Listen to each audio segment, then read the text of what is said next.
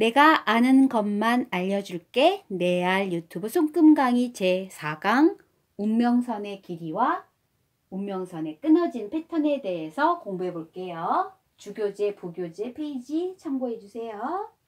자, 그럼 운명선은 가장 평균적인 길이가 어떻게 생각했었죠?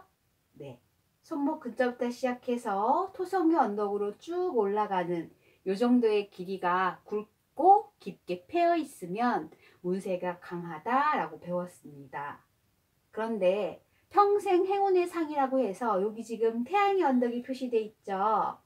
요 태양의 언덕에서 나온 태양선, 즉 성공선, 인기선에 해당하는 이 태양선이 나란히 있다면 더더욱 평생 행운의 상이라 불리우는 좋은 손금이에요. 단 여생의 경우는 그 기운이 좀 세다 보니까 여러 가지 트러블이 많을 소지가 있다라고 하는데 요즘은 현대 여성도 직업군을 많이 갖고 있기 때문에 밖에서의 기운을 많이 펼쳐서 평생 행운이 뒤따르는 좋은 선을 갖고 있구나 라고 생각하시면 되고요. 태양선이 더 길게 내려오면 내려올수록 평행하게 나란히 내려올수록 더 좋은 운명선이라고 봐요. 단 거꾸로 이렇게 올라가는 보조선의 개념이 올라가는 거하고는 좀 틀려요. 나중에 설명하겠지만 지금은 기억할게. 운명선 옆에 나란한 태양선이 더 긴 태양선이 있다면 이렇게 내려오는 태양선이 있다면 이게 평생 행운의 상이구나 라고 기억해 두시면 됩니다.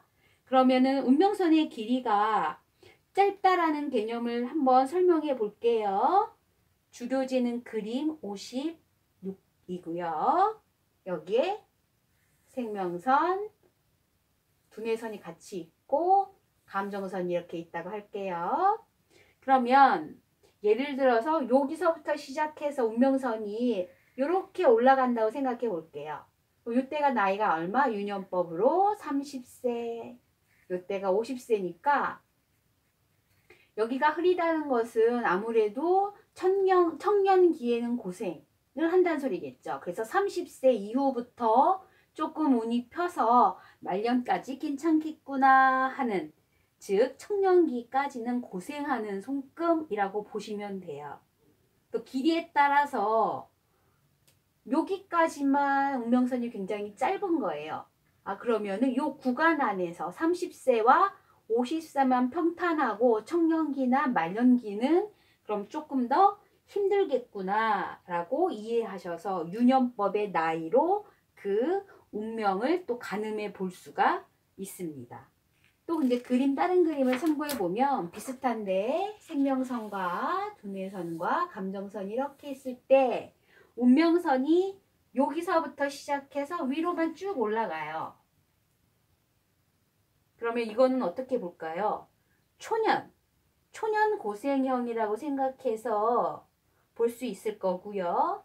또 손금이 여기서부터 이렇게 올라가면 그럼 말년에는 좀 괜찮아지니까 대기만성형이겠구나 라고 생각해 주면 됩니다. 따라서 그 시기별로 길이를 유년법으로 계산해서 어느 시점에 나의 운세가 잘 피는지, 어느 시점에는 조금 덕을 많이 못 받겠구나, 좀 많은 노력이 필요하구나를 이해할 수가 있어요. 이제 나쁜 손금을 하나 그러면 비교해서 볼게요. 나쁜 손금은 어떤 거냐면 지금 이렇게 생명선, 두뇌선, 감정선이 이렇게 왔을 때 지금 운명선이 시작이 이렇게 되잖아요. 올라오는데 두뇌선에서 딱 멈추는 거예요. 이렇게 되는 경우는 굉장히 나쁜 형태로 두뇌선 근처에서 머물거나 딱 멈추게 되는 것은 30살이 지나면 굉장히 불운하다는 뜻이기도 하지만 둔에서 딱 멈추게 되면은 재난을 자초하는 것, 즉 횡령이나 보증을 잘못 써서 망하거나 잘못된 결혼을 하거나 이런 식으로 재난을 자초하는 선이에요. 따라서 근처에서 머무는 건 그냥 초년에 참 어느 정도 운이 있었다가 30살 이후로는 별로 안 풀리는구나 하고 생각할 수 있지만 두뇌선에서 딱 멈추는 건 더더욱 불행하여서 재난을 자초하는 상이라고 보면 돼요. 근데 이제 이거보다 더 나쁜 게 있는데 그건 뭐냐면 두뇌선이 올라와서 어디서 멈추는 거냐면 감정선에서 딱 멈출 때 이게 더 훨씬 더 나쁜 개념으로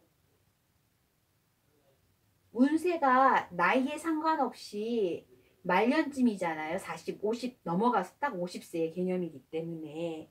그래서 직장에서도 명예퇴직을 일부러 버려지는 느낌으로 정년을 해고를 당한다든가 직장에서는 또 결혼도 악연으로 얽힌 결혼이기 때문에 결혼한 이후에도 만년에 배우자가 본인을 배신하고 또 배우자 때문에 잘못된 결혼으로 문제가 파국이 생기는 그런 잘못된 결혼까지도 들어와 있는 선이 감정선에 딱 멈춘 운명선을 갖고 있을 때 그렇게 나타나요. 따라서 첫 번째 두뇌선에서 딱 멈추는 거 나쁘죠. 두 번째 감정선에서 딱 멈춘 거는 더 나쁜 재난, 잘못된 결혼으로 인한 배신과 직장에서 말년에 해고당하는 그런 느낌의 나쁜 운으로 이해할 수가 있습니다. 또 이제 패턴에 대해서 한번 공부를 할 건데요. 패턴이라는 건 어떤 패턴이냐면 운명선이 이렇게 곧게 길쭉하게만 있는 게 아니고 중간에 공백이 있을 수도 있어요. 중간에 이런 식으로 공백이 있었어요.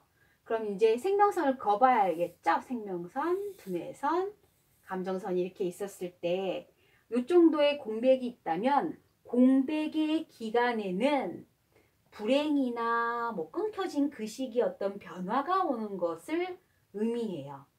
그래서 선문양이 생기고 여기에 무슨 세모나 다른 문양이 생긴다면 다른 개념이지만 끊어진 공백의 기간만큼 운이 굉장히 약하다라고 볼 수가 있는 거예요. 지금 현재로서는 운명선의 끊김이 20대 정도에 끊겼네요. 여기에서 무슨 문제가 하나 생길 것 같은 그런 패턴을 보이고요. 끊기더라도 다른 방법으로 끊기는 게 있어요. 어떻게 끊기냐면 운명선이 이렇게 오다가 중간에 여기쯤에서 마치 자리를 교차한 느낌으로 이렇게 이어지면서 교차하는 느낌이죠. 끊어진 건 아니잖아요. 이렇게 자리 바꿈을 한 느낌은 말 그대로 운명선이 어떤 직장의 이동이든 관점의 이동이든 무언가 방향점이 전환점이 생겨서 다른 계통으로 운명이 옮겨간 거라고 생각하시면 돼요. 그래서 이직을 하거나 갑자기 종교관이 바뀌거나 세계관이 바뀌거나 인생관이 바뀌거나 해서 다른 길로 가는 거죠. 이직이라고 생각할 수도 있고요.